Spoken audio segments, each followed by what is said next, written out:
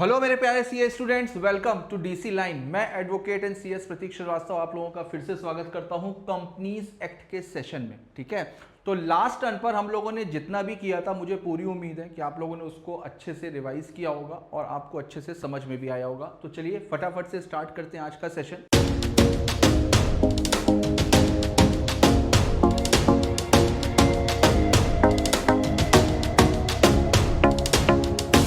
तो हम लोग लास्ट टर्न पर जितने भी कंपनी के जितने भी फीचर्स हैं उसको कर रहे थे। उसमें बस एक मेरे ख्याल से लास्ट टॉपिक बचा हुआ था हमारा common seal, right. Artificial legal person हम लोगों ने कर लिया था। नेक्स्ट टॉपिक आता है आपका कॉमन सील। तो देखिए कॉमन सील को पहले से देखते हैं, कॉमन सील एग्जैक्टली होता क्या है। लास्ट रन पर मैंने आपको बताया था कि कंपनी की कॉन्ट्रेक्चुअल कैपेसिटी होती है, यानी कंपनी किसी भी कॉन्ट्रैक्ट में एंटर कर सकती है। अब आप खुद सोचो कि अगर कंपनी अपने नाम से प्रॉपर्टी खरीद सकती है, कंपनी अपने नाम से कॉन्ट्रैक्ट में एंटर कर सकती है, तो भाई प्रॉपर्टी वगैरह के जो कॉन्ट्रैक्ट होते हैं वो तो राइटिंग में होते हैं। प्रॉपर्टी के जो कॉन्ट्रैक्ट होते हैं वो सारे के सारे राइटिंग में होते हैं। और कंपनी बिजनेस कर रही है, बिजनेस के भी मोस्टली कॉन्ट्रैक्ट जितने भी होंगे वो भी सब राइटिंग में होंगे। तो भाई जब राइटिंग में कॉन्ट्रैक्ट होगा तो सिग्नेचर कैसे होगा? क्योंकि कंपनी तो एक आर्टिफिशियल पर्सन है, कंपनी कैसे सिग्नेचर कर सकती है?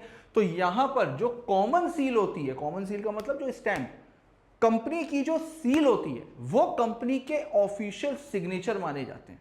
Common seal is the official signature of any company. अगर किसी भी कंपनी को जितने भी इंपॉर्टेंट डॉक्यूमेंट्स हैं, कोई भी कॉन्ट्रैक्ट है, उसमें अगर सिग्नेचर करने होते हैं ना, तो वहां पर कंपनी की कॉमन सील यूज करी जाती है। तो अब आपके मन में आ रहा होगा सर ऐसे तो कोई भी यूज कर सकता है, तो नहीं। कंपनी के आर्टिकल ऑफ एसोसिएशन में मेंशन होता है और कंपनीज एक्ट 2013 में भी गिवन होता है।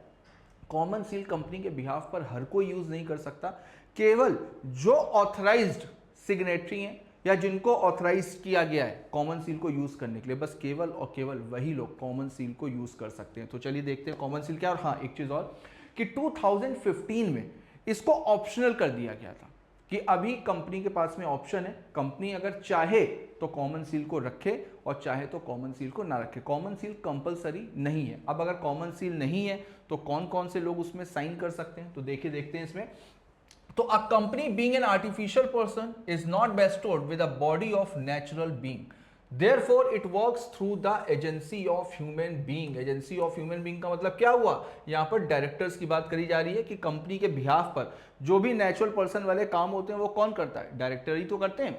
तो common seal is the official signature of a company which is affixed by the officers and employees of the company on it's every document. तो जो भी ऑफिसर्स या जो भी एम्प्लॉइज जिनको ऑथराइज किया गया है वो लोग कंपनी के हर डॉक्यूमेंट में कॉमन सील को यूज करेंगे। The common seal is a seal used by a corporation as a symbol of its incorporation, है ना। तो देखिए अब मैंने आपको बताया companies amendment act 2015 has made to the common seal optional by omitting the word and common seal. अब देखो पहले क्या वर्ड लगा रहता था? पहले लिखा रहता था कॉमन सील के आगे एंड कॉमन सील, ये लिखा रहता था, यानी कॉमन सील कंपलसरी थी। अब उसके बाद में क्या लिखा जाता है? अब उसके बाद में कॉमन सील। आप भी एग्जाम में अगर कभी भी कॉमन सील यूज करना, कॉमन सील वर्ड यूज करना, तो इसके आगे कॉमा लगा करके इफ एनी, अगर है तो, और अगर नहीं है तो कोई बात ही नहीं। तो कॉमन सील के आगे अब लगा रहता है इफ एनी, यानी अगर है तो, ठीक है। From section 9 so as to provide an alternative mode of authorisation of companies who opt not to have a common seal. तो rationale for this amendment is that common seal is seen in relic of medieval times. Even in the UK, common seal has been made optional in 2006। तो UK में 2006 में इसको optional किया गया था। हमारा देश थोड़ा सा पीछे चल रहा है, तो 2015 में हम लोगों ने उसको ऑप्शनल किया। देखो, this amendment provides that documents which need to be authenticated by a common seal will be required to be so done only if the company opts to have a common seal। तो अगर बेटा company के पास में common seal है तो फिर उस case में सारे के सारे डॉक्यूमेंट्स में कॉमन सील को यूज किया जाएगा। और अगर कॉमन सील नहीं है तो फिर उस केस में देखो कौन साइन करता है? दो डायरेक्टर साइन करेंगे, दो डायरेक्टर साइन करेंगे, या एक डायरेक्टर और एक कंपनी सेक्रेटरी। अगर है तो CS के आगे भी क्या लिखा रहेगा, इफ एनी। तो अब ध्यान से सुनो मेरी बात को, कौन कौन, अगर कंपनी के पास में कॉमन सील नहीं है तो कौन से लोग साइन कर सकते हैं। अगर कंपनी के पास में CS है, ठीक है, यानी कि 5 करोड़ से ऊपर की पेड अप कैपिटल है और कंपनी में एक फुल टाइम CS है, तो CS साइन करेगा प्लस एक डायरेक्टर, ये लोग साइन करेंगे। और अगर कंपनी के पास में CS नहीं है तो फिर क्या होगा, तो फिर 2 डायरेक्टर साइन करेंगे। यहां पर बेटा एंड लगा हुआ है, यहां पर और लगा हुआ है, ये बात ध्यान रखना, अक्सर बच्चे इसमें कंफ्यूज हो जाते हैं। डन है ना, देखो हाँ आगे देखते हैं। अब देखिए यहां पर हम लोगों ने जितने भी कंपनी के फीचर्स थे वो सारे के सारे फीचर्स को कवर अप किया। नेक्स्ट टॉपिक आता है आपका कॉर्पोरेट विल थ्योरी। तो सबसे पहले तो देखते हैं भाई कॉर्पोरेट विल होता क्या है, कॉर्पोरेट विल थ्योरी कहती क्या है। तो कॉर्पोरेट विल थ्योरी कहती है कि कंपनी जैसे ही इनकॉर्पोरेट होती है, कंपनी जैसे ही इनकॉर्पोरेट होती है उसके और मेंबर्स के बीच में एक विल क्रिएट हो जाती है। विल का मतलब पर्दा, एक पर्दा क्रिएट हो जाता है और ये विल कंपनी को अलग करती है, मेंबर्स को अलग करती है, कंपनी को अलग करती है, मेंबर्स को अलग करती है। अब कंपनी के किए गए कामों के लिए मेंबर्स लायबल नहीं होंगे। अगर कंपनी ने कुछ भी काम हुआ है, कुछ भी चीजें हुई हैं, तो उसके लिए कंपनी लायबल होगी, मेंबर्स लायबल नहीं होंगे। क्यों? क्योंकि separate legal entity concept, company एक अलग एंटिटी है, मेंबर्स एक अलग एंटिटी है। मेरी बात समझ में आ रही है ना। तो कॉर्पोरेट विल थ्योरी यही कहती है कि जैसे ही कंपनी इनकॉर्पोरेट हुई वैसे ही कंपनी और मेंबर्स के बीच में एक विल क्रिएट हो जाती है जो दोनों को अलग अलग करती है। ठीक, तो देखते हैं एक बार, देखिए corporate will refers to a legal concept whereby the company is identified separately from the members of the company. The terms corporate will refers to the concept that members of a company are shielded from liability connected to the company's action, है ना। तो basically ये will जो है वो company के action से members को एक शील्ड प्रोवाइड करता है, प्रोटेक्शन प्रोवाइड करता है कि कंपनी के किए गए कामों के लिए मेंबर्स लायबल नहीं होंगे। If the company incurs any debts और contravenes any law, the corporate will concept implies that members should not be liable for those errors. In other words they enjoy corporate insulation. तो कल को अगर company ने किसी भी law का violation किया, कुछ भी किया, कंपनी ने डेट्स इंकर्ड किए, कंपनी ने लोन लिया, कंपनी ने बोरोइंग करी, इन सब कामों के लिए कंपनी खुद अपने आप में लायबल होगी, मेंबर्स कभी भी लायबल नहीं होंगे।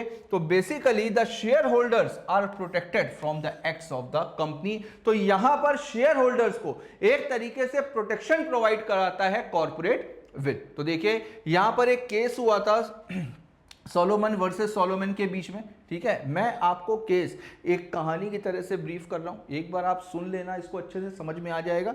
बाद में अगर आपको रीड करना हो तो आप रीड भी कर लेना। देखो एक मिस्टर सोलोमन थे, हम लोग यहां पर मिस्टर एस को लेते हैं, ठीक है। इनका बिजनेस था, इनका बिजनेस पहले अलग बिजनेस प्लेटफॉर्म में था, अलग ऑर्गेनाइजेशन में था। इनका बिजनेस अच्छा चलने लगा तो इन्होंने अपने बिजनेस को कन्वर्ट कर लिया एक कंपनी में, इन्होंने अपने बिजनेस को कन्वर्ट कर लिया एक कंपनी में। अब मिस्टर सोलोमन, इनकी वाइफ और इनके जो भी बच्चे थे, इनके जो भी सन एंड डॉटर, इनके जो भी बच्चे थे वो सारे के सारे इस कंपनी में मेंबर्स बन गए। ये सारे के सारे इस कंपनी में मेंबर्स बन गए और साथ में जो मिस्टर सोलोमन थे वो कंपनी के मैनेजिंग डायरेक्टर भी थे, यानी कि ये मेंबर भी थे और साथ में मैनेजिंग डायरेक्टर भी थे। अब कंपनी ने कुछ डिबेंचर्स इशू किए थे, कंपनी ने कुछ डिबेंचर्स इशू किए थे, तो सोलोमन ने वो कंपनी के डिबेंचर्स भी लिए। तो अब मिस्टर सोलोमन कितने तरीके की पोजीशन को होल्ड कर रहे हैं। सबसे पहले तो मिस्टर एस की क्या पोजीशन है वो देख लेते हैं। तो मिस्टर एस यहां पर शेयर होल्डर भी हैं, डिवेंचर होल्डर भी हैं ठीक, और साथ में मैनेजिंग डायरेक्टर भी है। अब ये तीन तीन पोजीशन को होल्ड कर रहे हैं। अब कंपनी चलती रही, बिजनेस भी चलता रहा। एक समय के बाद में क्या हुआ, ये कंपनी लॉस में आ गई, ये कंपनी लॉस में आ गई और अब कंपनी को वाइंड अप या कंपनी की इंसॉल्वेंसी प्रोसीडिंग स्टार्ट हो गई। अब जो कंपनी के क्रेडिटर्स थे, जो कंपनी के क्रेडिटर्स थे, उनको ये चीज समझ में आई कि यार मिस्टर सोलोमन की कंपनी है, इन्होंने ही फॉर्म किया, यही शेयर होल्डर है, मेंबर भी यही है, सारी की सारी शेयर होल्डिंग के फैमिली के बीच में। डिबेंचर होल्डर ये खुद हैं, मैनेजिंग डायरेक्टर ये खुद हैं, सब कुछ तो ये खुद ही है। तो एक तरीके से अगर देखो तो ये कंपनी क्या है, कंपनी केवल और केवल एक दिखावा है और बाकी कुछ नहीं है। सारा का सारा सब कुछ कंट्रोल मिस्टर एस के हाथ में है, सोलोमन के हाथ में है। अब अगर देखा जाए तो एज पर गाइडलाइंस और as per rules and regulation, कल को अगर कंपनी बंद होती है तो सबसे पहले पैसा किसको दिया जाता है, सबसे पहले पैसा दिया जाता है सिक्योर्ड क्रेडिटर्स को। और डिबेंचर्स क्या होते हैं, डिबेंचर होल्डर्स, सिक्योर्ड क्रेडिटर, अगर सिक्योर्ड डिबेंचर है तो सिक्योर्ड क्रेडिटर। अब सिक्योर्ड क्रेडिटर है कौन, सोलोमन। अब कल को जब कंपनी वाइंड अप हो रही है तो कंपनी की जितनी भी एसेट्स बेची जा रही हैं, कंपनी की जितनी भी एसेट्स बेची जा रही हैं, उसको बेचने के बाद में सबसे पहले पैसा किसको मिलेगा, सिक्योर्ड क्रेडिटर्स को। सिक्योर्ड क्रेडिटर है कौन, मिस्टर एस, यानी कि घर की कंपनी, घर का शेयर होल्डर, घर का डिवेंचर होल्डर। कंपनी को लॉस भी हुआ तो वहां पर एसेट को बेच करके भी पैसा किसको मिल रहा है, इन्हीं के घर को आ रहा है, तो सब कुछ तो घर पे। तो क्रेडिटर्स को लगा यार ये तो सीधे सीधे बेवकूफ बनाने वाली बात हो गई, यहां पर तो हम लोगों का नुकसान हो जाएगा, हम लोगों को तो कुछ मिलेगा ही नहीं। तो ये क्रेडिटर्स गए कोर्ट में बेटा, ये जो क्रेडिटर हैं ये कोर्ट में गए और कोर्ट में जाकर के इन्होंने बोला कि देखिए ये जो कंपनी है ये सब कुछ केवल और केवल दिखावा है, सबको बेवकूफ बनाने का तरीका है। यहां पर सब कुछ सोलोमन ही है, शेयर होल्डर भी इनके फैमिली मेंबर्स हैं, डिबेंचर होल्डर भी यही है, मैनेजिंग डायरेक्टर भी यही है। कल को अगर कंपनी बेची जा रही है तो कंपनी को बेचने के बाद में जो एसेट है कंपनी के नाम पे, उन एसेट का पैसा भी मिस्टर सोलोमन को ही मिल रहा है। तो यहां पर एसेट को बेच करके पैसा हम लोगों को मिलना चाहिए। क्यों, क्योंकि यहां पर एक तरीके से कंपनी जो है वो इनके एजेंट के तौर पे काम करी। ये कंपनी के एजेंट नहीं है, कंपनी इनकी एजेंट। क्यों, क्योंकि ये कंपनी केवल और केवल दिखाने के लिए, रियलिटी में कुछ भी नहीं है। तो फिर यहां पर कोर्ट का डिसीजन आया, कोर्ट का जजमेंट आया। कोर्ट ने कहा कि जो कुछ इंपॉर्टेंट पॉइंट है इस जजमेंट के, तो वो मैं आपको बता रहा हूं। सबसे पहले तो कोर्ट ने ये चीज बोली कि एक पर्सन एक कंपनी में कई सारी पोजीशंस को होल्ड कर सकता है। तो सबसे पहले तो अगर ये शेयर होल्डर है कोई दिक्कत नहीं है, डिबेंचर होल्डर है कोई दिक्कत नहीं है, मैनेजिंग डायरेक्टर भी है उसमें भी कोई दिक्कत नहीं है। तो एक आदमी कंपनी में कई सारी पोजीशंस को होल्ड कर सकता है, इसमें कोई भी गलत चीज नहीं हो। भाई कंपनी अगर नुकसान में जा रही है तो कंपनी बंद होगी। और अगर ये रूल है कि वो पैसा सिक्योर्ड क्रेडिटर को दिया जाना है तो भाई कंपनी इनकॉर्पोरेट होते ही एक अलग पर्सन होती है, मेंबर्स अलग होते हैं। मेंबर्स भले ही 10 पोजीशंस होल्ड कर रहा हो, उससे कोई फर्क नहीं पड़ता। केवल इस वजह से कि एक पर्सन कंपनी में कई सारी पोजीशंस को होल्ड कर रहा है, केवल इस वजह से कॉर्पोरेट विल की थ्योरी को डिनाइड नहीं किया जा सकता। कंपनी की सेपरेट लीगल एग्जिस्टेंस पे क्वेश्चन नहीं उठाया जा सकता। तो यहां पर यह चीज बोली गई कि कंपनी हमेशा एक सेपरेट लीगल एंटिटी है और यहां पर मिस्टर सोलोमन केस जीत गए और एसेट को बेच करके पैसा सोलोमन को दिया गया। डन है। तो ये थी मिस्टर सोलोमन की कहानी। ठीक है, तो इसको एक कहानी के तौर पे याद रखना। तो ये सोलोमन का केस है, एक बार इसको चाहना तो पढ़ लेना। ठीक है,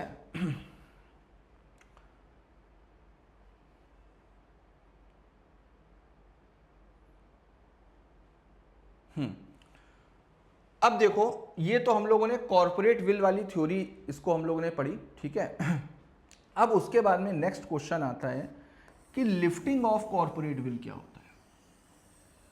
lifting of corporate will, lifting of corporate will क्या होता है, इस विल को कब लिफ्ट किया जाता है और क्यों लिफ्ट किया जाता है उसको देखते हैं। तो देखो मैंने आपको बताया कंपनी जैसे ही इनकॉर्पोरेट होती है, मेंबर्स ने कंपनी को जैसे ही इनकॉर्पोरेट किया तो कंपनी अलग हो गई, मेंबर्स अलग हो गए और दोनों के बीच में एक विल क्रिएट हो जाती है। लेकिन अब आप सोचो कि कॉर्पोरेट विल की थ्योरी क्या कहती है, कंपनी के किए गए कामों के लिए मेंबर्स कभी भी लायबल नहीं होंगे। कंपनी के किए गए कामों के लिए हमेशा कंपनी खुद लायबल होगी। कंपनी के लिए गए डेट्स के लिए मेंबर्स कभी भी लायबल नहीं होंगे, उसके लिए भी लायबिलिटी किसकी होगी, हमेशा कंपनी की होगी। तो कंपनी एक तरीके की शील्ड प्रोवाइड कराती है मेंबर्स को। लेकिन अब ऐसा भी तो हो सकता है ना कि लोग इस शील्ड को मिसयूज करें। तो यहां पर एक नई थ्योरी इजाद हुई, एक नई थ्योरी तैयार हुई, lifting of corporate will. Lifting of corporate will क्या कहती है? लिफ्टिंग ऑफ कॉर्पोरेट विल कहती है कि अगर कोई भी पर्सन कंपनी के फीचर्स को मिसयूज करने के लिए, कंपनी के फीचर्स का गलत फायदा उठाने के लिए या गलत इंटेंशन के साथ में कंपनी को इनकॉर्पोरेट कर रहा है, अगर कोई भी मेंबर कंपनी के फीचर्स को मिसयूज करने के लिए या गलत इंटेंशन के साथ में, यानी कंपनी के इनकॉर्पोरेशन की इंटेंशन ही गलत है, आप शुरुआत से आपके दिमाग में फ्रॉड चल रहा है और आप फ्रॉड करने की इंटेंशन से कंपनी को इनकॉर्पोरेट कर रहे हो, तो वहां पर कोर्ट की यह ड्यूटी होती है कि कोर्ट इस विल को लिफ्ट करेगी। कोर्ट इस विल को लिफ्ट करेगी, कोर्ट इस विल को लिफ्ट करेगी। अब जब ये विल लिफ्ट हो गई तो उसके बाद में क्या हुआ, कंपनी और मेंबर्स ये दोनों आमने सामने आ गए। अब कंपनी के किए गए हर काम के लिए, अब कंपनी के किए गए हर काम के लिए लायबल कौन होगा, लायबल होगा मेंबर। तो यहां पर लिफ्टिंग ऑफ कॉर्पोरेट विल, ये थ्योरी कहती है कि भाई आप कंपनी के फीचर्स का गलत फायदा नहीं उठा सकते, और अगर उठाओगे तो फिर सारी कहानी खत्म, फिर कोई कंपनी नहीं, फिर कंपनी के किए गए हर काम के लिए आप लायबल होगे और फिर यहां पर आपकी अनलिमिटेड लायबिलिटी क्रिएट हो जाती है। ठीक है, तो देखो यहां पर कुछ केसेस दिए हुए हैं, यहां पर कुछ केसेस दिए हुए हैं जहां पर पास्ट ईयर्स में, पिछले सालों में कोर्ट ने कॉर्पोरेट विल को लिफ्ट किया है। तो सारे के सारे केसेस हम लोग करेंगे, मैं एक कहानी के तौर पे आपको सुनाता रहूंगा, आप उसको ध्यान से सुनते रहना, ठीक है, ताकि एग्जाम में अगर कल को एग्जाम में सेम केस लॉ नहीं आएगा, एग्जाम में नाम चेंज करके एक सिचुएशन दे दी होगी इसी से मिलती जुलती, तो बस आपको कहानी याद रहनी चाहिए कि इस कहानी में हुआ क्या था। ठीक है, तो देखो सबसे पहले देखते हैं लिफ्टिंग ऑफ कॉर्पोरेट विल बोलती क्या है।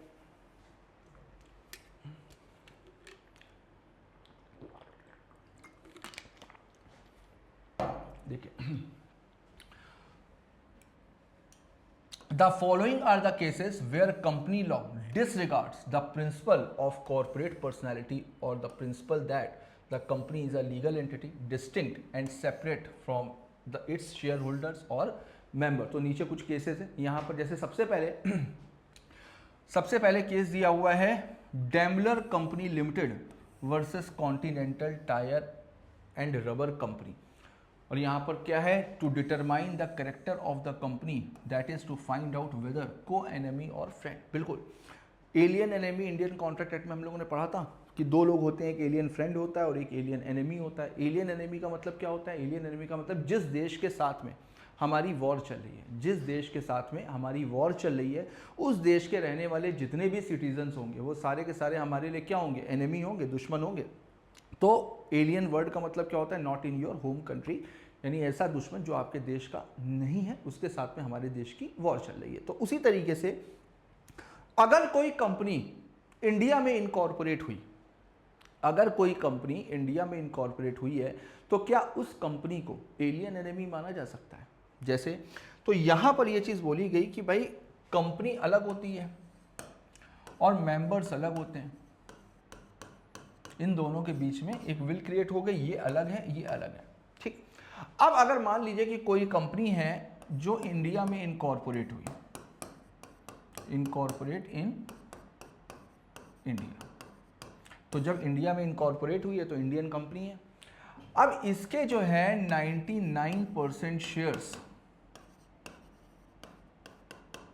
कोई चाइना का सिटीजन है उसके पास में,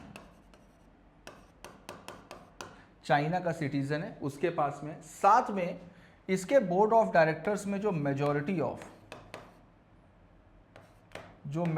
ऑफ डायरेक्टर्स हैं वो भी चाइना को ही बिलोंग करते हैं।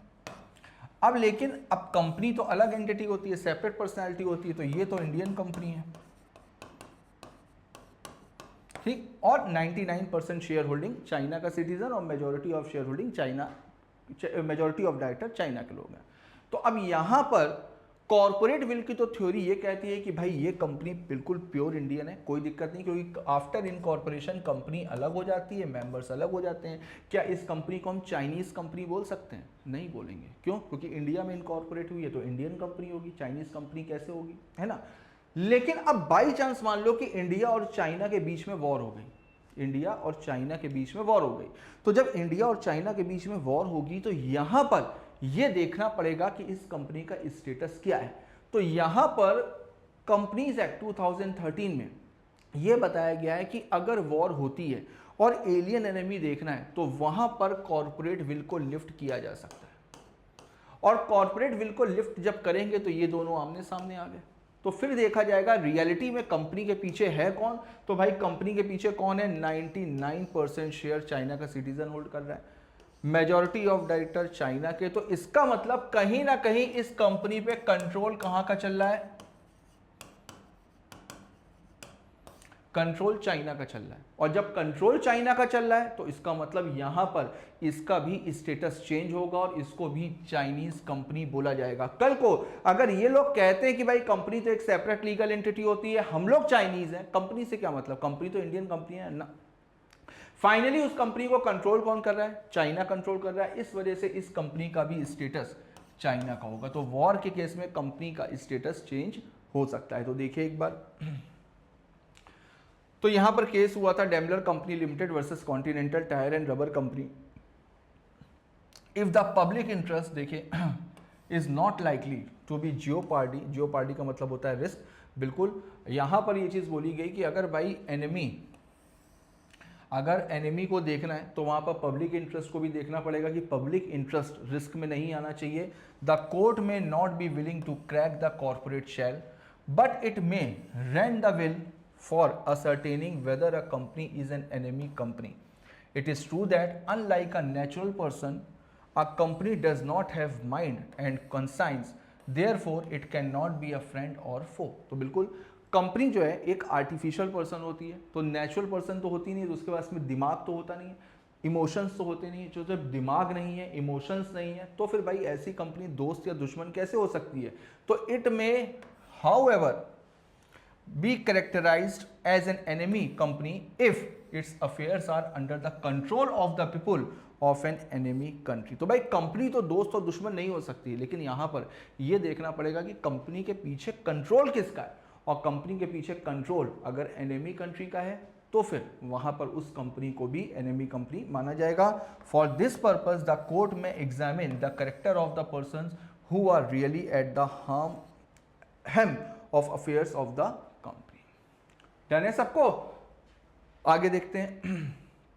अब देखो, टू प्रोटेक्ट रेवेन्यू और टैक्स, अगर टैक्स बचाने के लिए या टैक्स इवेजन के लिए, टैक्स की चोरी के लिए अगर कोई भी कंपनी इनकॉर्पोरेट करी गई है, अगर टैक्स की चोरी के लिए या टैक्स इवेजन के लिए अगर कोई भी कंपनी इनकॉर्पोरेट करी गई है तो वहां पर भी कॉर्पोरेट विल को लिफ्ट किया जाएगा और रियलिटी में देखा जाएगा कि कंपनी के पीछे है कौन। तो यहां पर भी एक केस हुआ था डिनशॉ मैनेजी पैटिट का। देखते हैं क्या केस था। तो देखो, एक मिस्टर डी थे, ठीक है, इनका इन्वेस्टमेंट का काम था। अब इन्वेस्टमेंट के बिजनेस में सबसे ज़्यादा जो प्रॉफिट होता है वो किस चीज़ से होता है? डिविडेंड से होता है और इंटरेस्ट से होता है, ठीक। तो एक बार इनको बहुत हैवी डिविडेंड और इंटरेस्ट से इनकम जनरेट हुई। अब इनको सीधे सीधे समझ में आया कि यार इतनी ह्यूज इनकम हुई है तो इस पर हमको टैक्स भी बहुत ज़्यादा देना पड़ेगा। इन्होंने दिमाग लगाया, इन्होंने क्या किया, इन्होंने 4 लिमिटेड कंपनी इनकॉर्पोरेट करी, A, B, C, D। भाई इन्वेस्टमेंट का काम है तो कंपनी वगैरह से रिलेटेड तो ही, तो इन्होंने 4 कंपनीज इनकॉर्पोरेट करी। जब आप कंपनी इनकॉर्पोरेट करोगे तो खर्चा भी करोगे, तो एक्सपेंडिचर भी आपके बढ़ेंगे, तो रेवेन्यूज वैसे ही आपके कम होंगे। दूसरा, इन्होंने सारे कंपनी के शेयर्स भी खरीदे, इन्होंने सारी कंपनीज के शेयर्स भी खरीदे, तो शेयर्स में पैसा लगाया। अब जब शेयर्स में पैसा लगाया और कंपनी के पास में कैपिटल आ गई तो उसके बाद में इन चारों कंपनी से इन्होंने लोन ले लिया। इन चारों कंपनी से मिस्टर डी ने क्या किया? लोन ले लिया। अब जब आप लोन ले रहे हो तो इसका मतलब अब आपकी लायबिलिटी बढ़ रही है। लोन लेने के बाद में आपकी लायबिलिटी बढ़ रही है, यानी कि आपका जो इन्वेस्टमेंट है वो रिड्यूस हो रहा है। साथ में आप इंटरेस्ट पे करोगे, भाई लोन ले रहे हो तो इंटरेस्ट भी तो पे करोगे, इंटरेस्ट पे करोगे तो आपके प्रॉफिट रिड्यूस होंगे। तो यहां पर सीधे सीधे नजर आ रहा है कि इन 4 कंपनी को खोलने का पर्पस कुछ नहीं था, ये सारी की सारी कंपनी शेल कंपनी की तरह से काम कर रही थी, केवल और केवल ऑन पेपर्स के लिए काम कर रही थी। असली मकसद इन चारों कंपनीज को खोलने के पीछे का क्या था? टैक्स, केवल और केवल टैक्स बचाना, ये इनका पर्पस था। तो यहां पर भी कॉर्पोरेट विल को लिफ्ट किया गया और यह देखा गया कि इन चारों कंपनीज के पीछे है कौन। इन चारों कंपनीज के पीछे मिस्टर डी हैं, तो मिस्टर डी को अपनी पूरी इनकम पर टैक्स देना पड़ेगा। तो यहां पर कहने का मतलब क्या है समराइज वे में, अगर टैक्स इवेजन के लिए, स्टैम्प चोरी के लिए एम्प्लॉइज को कमीशन ना देना पड़े, एम्प्लॉइज को बोनस ना देना पड़े, इन सब पर्पसेस के लिए अगर कोई भी कंपनी इनकॉर्पोरेट होगी तो वहां पर कॉर्पोरेट विल को लिफ्ट किया जाएगा। देखते हैं आगे।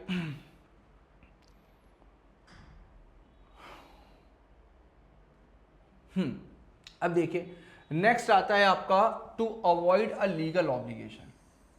भाई अगर कोई भी आपकी लीगल ऑब्लिगेशन अराइज हो रही है और उस लीगल ऑब्लिगेशन से बचने के लिए अगर आप कोई भी कंपनी को इनकॉर्पोरेट कर रहे हो, जैसे यहां पर भी एक केस हुआ था workman of associated rubber industry limited versus associated rubber industry, ठीक है। तो जो वर्कमैन एसोसिएशन थी उनके बीच में और कंपनी के बीच में केस हुआ था। इस केस को भी एक बार समझते हैं। सारे केसेस मैं कहानी के तौर पे बता रहा हूं, आप एक बार उसको पढ़ लेना, 100% सेम वही है। देखो अगर यहां पर क्या बोल रहा है कि अगर कोई भी कंपनी लीगल ऑब्लिगेशन से बचने के लिए, अगर कोई भी कंपनी लीगल ऑब्लिगेशन से बचने के लिए अगर इनकॉर्पोरेट करी गई है तो वहां पर भी कॉर्पोरेट विल को लिफ्ट किया जाएगा। अब लीगल ऑब्लिगेशन का मतलब क्या हुआ, यानी कि किसी कानून में, किसी लॉ में आपकी कुछ ड्यूटीज बताई गई हैं, कुछ ऑब्लिगेशंस डिफाइन है और उन ऑब्लिगेशन से बचने के लिए आप अगर कंपनी को इनकॉर्पोरेट कर रहे हो, जैसे इस वाले केस में क्या हुआ था कि एक कंपनी थी, उसको एक बार ह्यूज प्रॉफिट्स हुए, उसको एक बार अच्छे खासे प्रॉफिट हुए, सेम बिल्कुल वैसे ही जैसा हम लोगों ने पिछला डिनशॉ मैनेजी पैकेट वाला केस पढ़ा, बिल्कुल वैसे ही। तो इनको एक बार अच्छे खासे प्रॉफिट्स हुआ। अब इनके दिमाग में आया कि यार अगर प्रॉफिट अच्छा हुआ है तो हम लोगों को बोनस भी देना पड़ेगा। क्यों देना पड़ेगा? क्योंकि भाई हमारे देश में एक एक्ट है बोनस एक्ट। बोनस एक्ट क्या बोलता है कि अगर किसी भी कंपनी, किसी भी इंडस्ट्री को प्रॉफिट हुआ है तो उसको अपने प्रॉफिट का एक सर्टेन परसेंटेज एम्प्लॉयज को बोनस के तौर पे देना पड़ता है, और वो भी मिनिमम और मैक्सिमम दोनों लिमिट डिफाइन है। प्रॉफिट हो या ना हो, आपको पास्ट ईयर्स के प्रॉफिट होंगे उससे आपको बोनस देना पड़ेगा, लेकिन बोनस देना मैंडेटरी है। तो यहां पर बोनस एक्ट की वजह से कंपनी के ऊपर एक लीगल ऑब्लिगेशन अराइज हो रही थी, लीगल ऑब्लिगेशन अराइज हो रही थी कि उनको बोनस देना है। और बोनस हमेशा प्रॉफिट के अकॉर्डिंग दिया जाता है कि जितना ज्यादा प्रॉफिट होगा उतना ज्यादा बोनस होगा। तो अब कंपनी के दिमाग में आया कि जब प्रॉफिट हाई है, जब प्रॉफिट हाई है तो बोनस भी ज्यादा देना पड़ेगा। ये बोनस देना चाहते नहीं थे, तो यहां पर भी कंपनी ने वही दिमाग लगाया, अलग अलग तरीके की कंपनीज को लियो, वहां पर अपना इन्वेस्टमेंट दिखाया, वहां पर अपनी लायबिलिटीज क्रिएट करी जिसकी वजह से अपने प्रॉफिट को रिड्यूस किया जा सके। तो यहां पर भी साफ साफ पता चल रहा था कि ये जितनी भी सब्सिडरी कंपनीज खोली गई हैं, जितनी भी सब्सिडरीज कंपनी खोली गई है, इन कंपनीज को खोलने का पर्पस बस केवल और केवल एक है, क्या? कंपनी अपनी लीगल ऑब्लिगेशन से बचना चाह रही है, वर्कर्स को बोनस कम देना चाह रही है। तो यहां पर भी कॉर्पोरेट विल को लिफ्ट किया जाएगा और रियलिटी में देखा जाएगा कि इन सारी कंपनीज के पीछे है कौन, ये कंपनी है। तो यहां पर कंपनी को पूरा का पूरा बोनस देना पड़ेगा और इन कंपनीज को केवल और केवल ये माना जाएगा कि ये शेल कंपनीज हैं। ये कंपनीज केवल और केवल कंपनी ने अपने प्रॉफिट के लिए या लीगल ऑब्लिगेशन से बचने के लिए फॉर्म करी है। डन है? तो एक बार देख लीजिएगा ये वाला केस लॉ, ठीक है। Workman of associated rubber industry limited versus associated rubber industry limited, ठीक है। चलो आगे देखते हैं।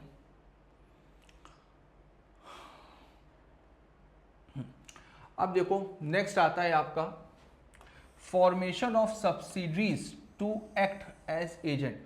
अगर कोई भी कंपनी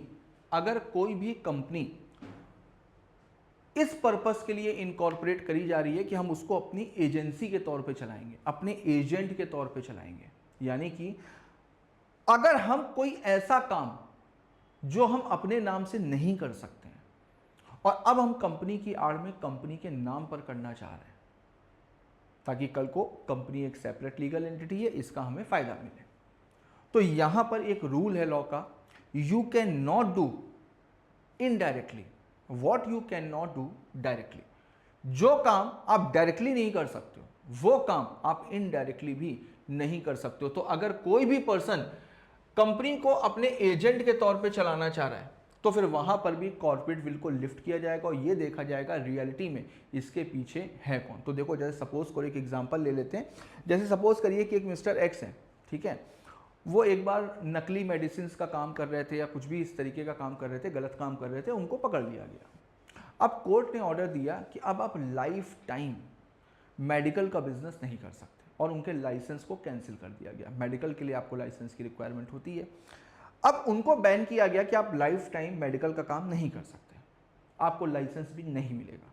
उन्होंने क्या किया, उन्होंने एक कंपनी इनकॉर्पोरेट करी और कंपनी के नाम से मेडिकल के लाइसेंस के लिए अप्लाई कर दिया, क्योंकि हम अपने नाम से, भाई कोर्ट ने तो हमको मना किया है ना कि आप लाइसेंस नहीं ले सकते, और कंपनी तो एक सेपरेट लीगल एंटिटी होती है, तो कंपनी के नाम से उन्होंने लाइसेंस के लिए अप्लाई कर दिया। तो अब अगर देखो तो यहां पर वो कंपनी को केवल और केवल अपने एजेंट के तौर पे चलाना चाह रहे हैं। जो काम वो डायरेक्टली नहीं करना चाहते, डायरेक्टली नहीं कर सकते, तो वो काम आप इनडायरेक्टली करने की कोशिश कर रहे हैं, तो वहां पर भी कॉर्पोरेट विल को लिफ्ट किया जाएगा। तो यहां पर एक केस हुआ था merchandise transport limited versus British transport commission. चलो इस वाले केस को एक बार देख लेते हैं। बिल्कुल वैसे ही है जैसे कि मैंने बताया, अ transport company wanted to obtain a licenses for its vehicles but could not do so if applied in its own name। अगर वो अपने नाम से अप्लाई करते हैं तो इस वजह से it formed a subsidiary company, उन्होंने सब्सिडरी कंपनी खोली और सब्सिडरी कंपनी के नाम पर लाइसेंस की एप्लीकेशन दी, क्योंकि भाई कंपनी तो एक सेपरेट लीगल एंटिटी होती है। The vehicles were to be transferred to the subsidiary company, और सारे के सारे व्हीकल्स जो हैं वो सब्सिडरी कंपनी के नाम पर ट्रांसफर कर दिए गए। हेल्ड, यहां पर कोर्ट का डिसीजन क्या आया, the parent and the subsidiary were one commercial unit.